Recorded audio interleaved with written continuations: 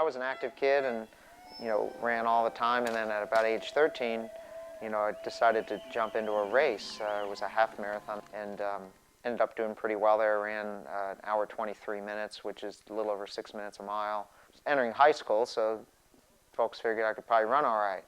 And so I started running for sport at that time. But pretty soon the injuries started coming.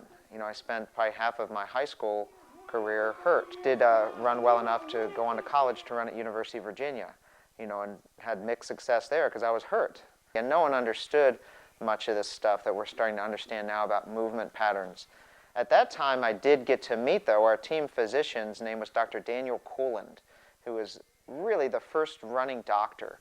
And he was out of the box. And he was making these little soft foot supports in a toaster oven. So he was like, a mad scientist of running. And I started to follow him around. I was like, well, this is really cool. Because he was starting to do some things with me and trying to help fix me, and they were working. I kept a pretty high level of competition, was running marathons, and actually was getting pretty close to Olympic trial standard in the marathons. But I found that, again, was always getting hurt. And I started to cut shoes down, meaning leveling shoes from the heel.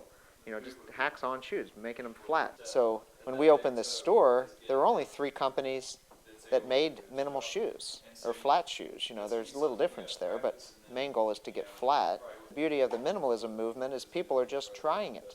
And almost all say, I feel better. We've been open now for 3 years, and I've not had one person come back to me and say, Mark, I think your shoe has hurt me.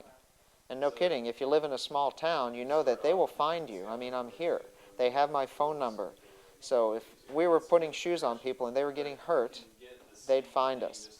But it's not about the shoe, it's because we educate people. So Dustin's over here talking to a customer about how to get strong, about how to get mobile in the right places, about how to gently get into a shoe that's designed to work better with your foot. That's what it's all about, is the education part. This is not about running.